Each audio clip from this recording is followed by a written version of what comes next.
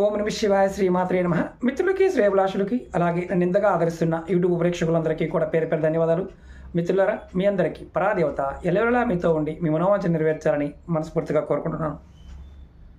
ఈరోజు మనం ఎంత పెద్ద అప్పు ఉన్నా సరే, అంటే మీరు కొన్ని కోట్ల రూపాయలు అప్పు చేసినా సరే, ఆ అప్పు తీర్చడానికి అత్యంత ప్రభావవంతమైన 100% ఫలితాన్ని ఇచ్చే ఉపాయం చెప్తాను. చాలా తేలికైంది. ఈ విధానాన్ని మీరు తూచా తప్పకుండా పాటించినప్పుడు మాత్రమే ఫలితం ఉంటుంది. ఎలా చేయాలి, ఏ విధంగా చేయాలి మీకు తెలియచేస్తాను. అలాగే మీకు ఈ వీడియో నచ్చినట్లయితే లైక్ చేయండి. ఛానల్ని కొత్తగా చూసే మిత్రులు సబ్స్క్రైబ్ చేసుకోండి. పక్కనే ఉన్న గంట సింబల్ని యాక్టివేట్ చేసుకొని 10 మంది మిత్రులకు షేర్ చేయండి. ఎందుకంటే ఇలాంటి ఉపాయాలని మీ ఫేస్బుక్లో కావచ్చు, అలాగే వాట్సాప్ గ్రూపుల్లో కావచ్చు, ఇవి షేర్ చేయడం వల్ల ఇలా అప్పులు పాలైపోయి అప్పులు తీర్చలేక ఇబ్బంది పడుతున్న వారు ఎవరైనా సరే ఖచ్చితంగా అప్పులు తీర్చగలిగే మార్గాన్ని తెలుసుకోగలుగుతారు. ఈ ఉపాయం 100% ఫలితాన్ని ఇస్తుంది.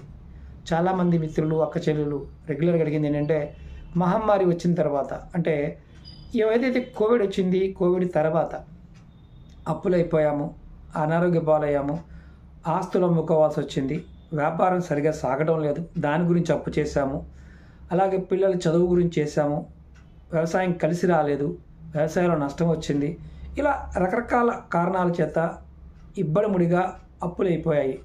వీటి నుంచి బయటపడాలి అని చాలామంది అడిగారు.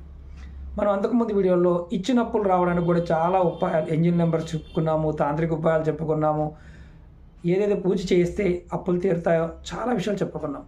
ఈ ఉపాయం చాలా అత్యంత తేలికైన, ప్రభావవంతమైన 100% ఫలితం ఇస్తుంది. ఎలా చేయాలో చెప్తాను.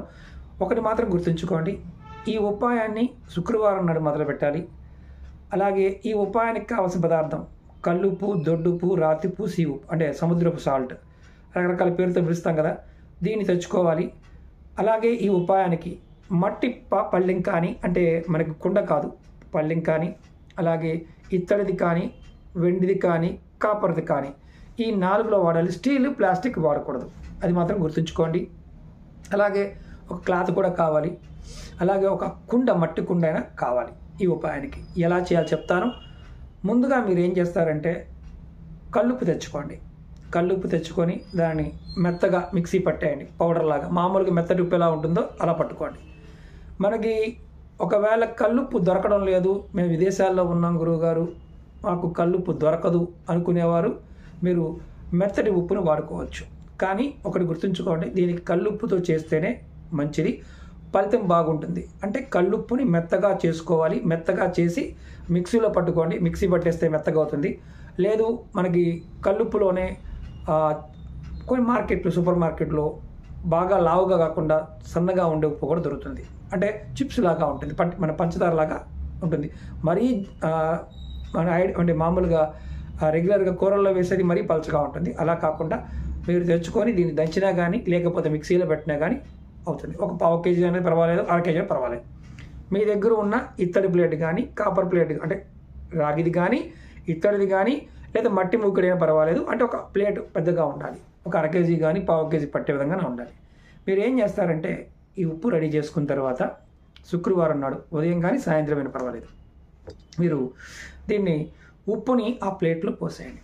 పోసిన తర్వాత దేవుడి దగ్గర ఎదురుగా కాకుండా పక్కకు పెట్టుకోండి.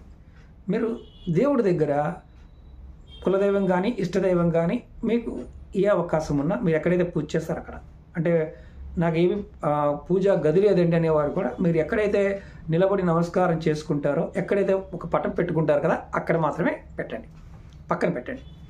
అంటే ఎదురుగా ఒక పక్కన పెట్టండి. తర్వాత దేవుడికి, మీ ఇష్టదైవానికి, కులదైవానికి మీరు ఎలాగైనా పర్వాలేదు, అంటే అక్కడ ఎవరైనా పర్వాలేదు, ముందు దీపారాధన చేయండి.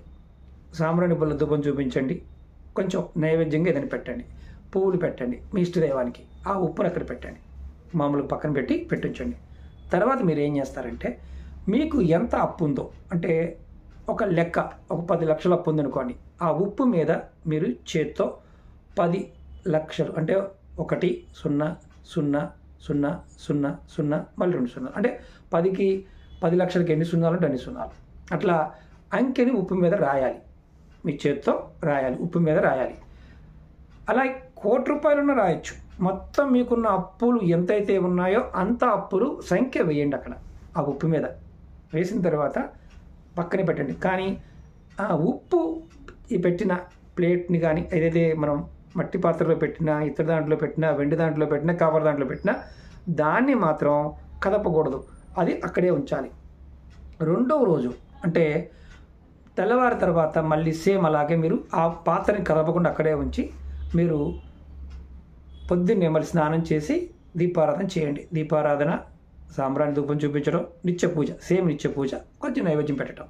ఇలా చేసిన తర్వాత మీరు ఆ ఉప్పును ఒక్కసారి పరిశీలించండి. ఆ ఉప్పు మీద మీరు రాసిన అంకె చెరిగిపోయిందా, అలాగే ఉందా? ఒకవేళ ఉప్పు మీద అంకె అలాగే ఉంటే ఇబ్బంది ఏమీ లేదు. ఒకవేళ ఉప్పు కనుక చెరిగిపోయింది అంటే మీరు రాసినది ఆటోమేటిక్గా చెరిగిపోయింది, డిస్టర్బ్ అయ్యింది అంటే మీకు ఖచ్చితంగా గ్రహదోషం ఉందని అర్థం. అలా చెరగలేదు, బాగానే ఉంది అయితే అప్పుడు ఏం చేస్తారంటే ఒక మట్టి కుండ తెచ్చుకోండి. ఆ ఉప్పు పట్టే సైజు మట్టి కుండ తెచ్చుకోండి. అది కూడా ముందే కొనుక్కొచ్చుకోండి, ఇబ్బంది ఏం లేదు. దానిలో మీరు ఏం చేస్తారంటే ఏదైతే ఉప్పు ఉందో అక్కడ ప్లేట్లో ఉన్న ఉప్పుని ఆ కుండలో పోసేయండి. పోసి దాని మీద క్లాత్ కట్టండి. రెండవ రోజు మార్నింగ్ క్లాత్ కట్టండి. కట్టిన తర్వాత మీరు దాన్ని అదే గదిలో, దేవుడి గదిలో ఒక పక్కన పెట్టుకోండి. ఎక్కడైతే దేవుడు ఉందో అక్కడ ఒక పక్కన పెట్టండి. తర్వాత కరెక్ట్గా అంటే మొదటి రోజు నుంచి 11వ రోజు వరకు కరెక్ట్గా 11 రోజులు పూర్తయిన తర్వాత ఆ మట్టి కుండతో పాటు మీరు డైరెక్ట్గా ఆ ఉప్పుని తీసుకుని వెళ్ళి ఎక్కడైనా పారే నదిలో కానీ పారే కాలువలో కానీ మాత్రమే వాటిని వదలాలి. వదిలేటప్పుడు మీరు ఏమనుకోవాలంటే ఈ ఉప్పు ఎలాగైతే నీళ్ళలో కరుగుతుందో నా అప్పులు కూడా అలాగే తీరిపోవాలి అని మనసులో నమస్కారం చేసుకొని అనుకోవాలి. మళ్ళీ చెప్తాను, ఈ ఉప్పు ఎలా కరుగుతుందో అలాగే నా అప్పులు కూడా కరిగిపోవాలి, తీరిపోవాలి అని కోరుకోవాలి. మీరు ఇప్పుడు ఇది ఒక్కసారి చేశారు. 11 రోజుల తర్వాత అంటే 11 రోజులు మీ దేవుడి మందిరంలో పెట్టి 12వ రోజులు తీసుకెళ్ళి కలిపారు. అది అర్థం చేసుకోండి. ఇప్పుడు ఇంకొక సమస్య ఏంటంటే ఇప్పుడు ఉప్పు పెట్టిన ఉప్పు చెదిరిపోయింది అంటే మనం ఏం కలపకుండానే అంకి చెరిగిపోయింది. అప్పుడు ఏం చేయాలి? మళ్ళీ రెండవ రోజు అంటే తర్వాత రోజు మళ్ళీ ఉప్పు తీసుకువచ్చి మళ్ళీ సేమ్ అలాగే అంటే ఇదంతా తీసేసి మళ్ళీ పక్కన పెట్టేసి మళ్ళీ కొత్తగా ప్రయోగాన్ని చేయాల్సిందే. అలా ఎన్నిసార్లు చెరిగిపోయినా అన్నిసార్లు చేయాల్సిందే. ఒకటి, ఈ ప్రయోగం చేసే ముందు మీరు కోరుకోవాల్సింది ఏంటంటే అంటే మొట్టమొదటిసారిగా దేవుడికి నమస్కారం చేసుకుంటారు కదా, ధనదక్షిణామూర్తిని తలుచుకొని నా అప్పులు తీరిపోవాలని కోరుకోవడం, అలాగే లక్ష్మీదేవిని తలుచుకొని నా అప్పులు తీరిపోవాలని మనస్ఫూర్తిగా కోరుకొని ఆ సంఖ్య రాయండి. ఇది 11 రోజులు అలాగే ఉండాలి. ఇప్పుడు మనకు కొన్ని అనుమానాలు వస్తాయి. ఆ అనుమానాల గురించి కూడా చెప్పేస్తాను. గురువుగారు ఈరోజు పెట్టాను, తర్వాత నాకు నెలసరి వచ్చింది, 11 రోజుల మధ్యలో గ్యాప్ వచ్చింది, అప్పుడు నా పరిస్థితి ఏంటి? అప్పుడు నేను చేయకూడదు కదా. మీరు మొదటి రోజు చేశారు, రెండవ రోజు మూట కట్టారు, మూడవ రోజు అదే రోజు మీకు నెలసరి వచ్చింది అనుకోండి, మీరు దాన్ని అంటుకోరు కాబట్టి ఎలాంటి ఇబ్బంది లేదు. 11 రోజుల తర్వాత దాన్ని నీళ్ళలో కలపాలి. ఇది ఇంట్లో ఉన్న మగవాళ్ళైనా చేయవచ్చు, ఆడవాళ్ళైనా చేయవచ్చు, ఎవరైనా కుటుంబం కోసం చేయవచ్చు. అంటే స్నేహితుల కోసం మాత్రం చేయకూడదు, కుటుంబ సభ్యుల కోసం మాత్రం ఎవరైనా ఈ ఉపాయాన్ని చేయవచ్చు, అప్పు ఉన్నవాళ్ళు. ఇది మొదటి పాయింట్. రెండోది, ఎవరు చేయకూడదు అంటే ఎలాంటి సందర్భంలో చేయకూడదు? నెలసరి ఉన్నవారు ఈ ఉపాయం చేయకూడదు. కుటుంబంలో ఎవరైనా నెలసరి ఉంది, మా పూజాగతి సపరేట్గా ఉంది, వాళ్ళు చేసుకోవచ్చు, ఎలాంటి ఇబ్బంది లేదు. కుటుంబ పెద్దైనా చేయవచ్చు, తల్లి అయినా చేయవచ్చు, పిల్లలైనా చేయవచ్చు. అప్పు చేసిన వారు ఎవరైనా చేయవచ్చు, ఆ కుటుంబం కోసం కూడా ఎవరైనా చేయవచ్చు. కానీ ఇక్కడ ముఖ్యమైన విషయం ఏంటంటే నది లేకుండా ఈ ఉపాయం చేయడానికి లేదు. అంటే కాలువ కానీ నది కానీ, మీరు ఒకవేళ నాకు నది లేదండి నా దగ్గరలో అంటే దూరంగా నది ఉన్న ఆ రోజున వెళ్ళి అది కలిపి రావాలి. అలా కలుపుకునే అవకాశం ఉండి ప్రయత్నం చేయండి. Point number 2. పాయింట్ నెంబర్ 3, ఇప్పుడు ఇంట్లో ఎవరైనా మరణించి ఉన్నారు, పెద్ద కర్మ అవ్వలేదు అంటే చనిపోయిన తర్వాత మనం 11వ రోజున 13వ రోజున కర్మ పెట్టుకుంటాం. 9, 11, 13 పెట్టుకుంటాం. ఆ కర్మ అయిపోయిన తర్వాత ఇది చేసుకోవచ్చు. అంటే కొంతమంది దేవుడి దగ్గర దీపారాధన చేయకూడదు కదా గురువు గారు, మాకు పంతులు గారు చెప్పారు అంటే అది మీ ఇష్టం. ఎందుకంటే చనిపోయిన వారింట్లో కర్మ అయిపోయిన తర్వాత నిత్యం ఆ సంవత్సరం మొత్తం కూడా దీపారాధన చేయమని శాస్త్రం చెప్తుంది. ఎందుకంటే ఆ ఇంట్లో ఉన్న ఆత్మ ఎవరైతే మరణించారో వారి ఆత్మ శాంతి చేకూరడం కోసం ఈ ఉపాయం అనేది మీకు 100% ఫలితం ఇస్తుంది. ఎటువంటి ఎంత పెద్ద అప్పు ఉన్నా సరే అది మీకు ఖచ్చితంగా తీరిపోయే అవకాశం ఇది కలగజేస్తుంది. నమ్మిక, విశ్వాసం చాలా అవసరం. నమ్మకం లేని వారు పొరపాటున ప్రయత్నం చేయకండి. ఇది బాగా గుర్తుంచుకోండి. నమ్మకంతోనే ప్రయత్నం చేయాలి. నమ్మకం లేకపోతే పొరపాటున కూడా ప్రయత్నం చేయవద్దు.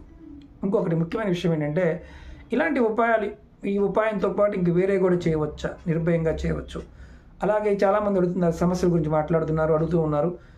మన ఛానల్లో ఉన్న ప్లేలిస్ట్లోకి వెళ్ళండి, నెంబర్ ఆఫ్ వీడియోస్ ఉన్నాయి. అలాగే మన ఛానల్ డిస్క్రిప్షన్లోనే మన వేరే ఛానల్ లింక్స్ కూడా ఇచ్చాను.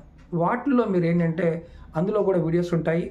ప్రతిరోజు వచ్చే అంటే కొత్తగా వీడియోలు పెడుతూ ఉంటాం, పాత వీడియోలు కూడా రెగ్యులర్గా షేర్ చేస్తూ ఉంటాం దాంట్లో. అలాగే మీరు గుర్తుంచుకోవాల్సింది ఏంటంటే, ఏదైనా చేస్తున్నప్పుడు ఈ ఉపాయం చేస్తూ ఇంకొక ఉపాయం చేయొద్దు అంటే చేయవద్దు. అంతేగాని లేకపోతే ఆ మాట ఆ వీడియోలో చెప్పలేదు అంటే ఎన్ని ఉపాయాలైనా చేయవచ్చు. ఇది గుర్తుంచుకోండి. ఓకే మిత్రులారా, మీకు ఈ వీడియో నచ్చినట్లయితే లైక్ చేయండి, ఛానల్ని సబ్స్క్రైబ్ చేసుకోండి. 10 మంది మిత్రులకి ఎవరైతే సమస్యలతో బాధపడుతున్నారో మీ ఫేస్బుక్ అలాగే వాట్సాప్ గ్రూపులో షేర్ చేయండి. అలాగే ఎవరైనా సరే రెగ్యులర్గా మనతో టచ్లో ఉండాలనుకునేవారు, నేను చేసే ప్రతి వీడియో మీకు ప్రతిరోజు రావాలనుకునేవారు, మన వాట్సాప్ గ్రూప్ కూడా ఉంది, ఫేస్బుక్ గ్రూప్ కూడా ఉంది. వీడియో డిస్క్రిప్షన్లో గ్రూప్ లింకులు కూడా ఇచ్చాను. వాటిలో మీరు డైరెక్ట్గా జాయిన్ కావచ్చు. ఓం నమః శివాయ. శ్రీమాత్రే నమః.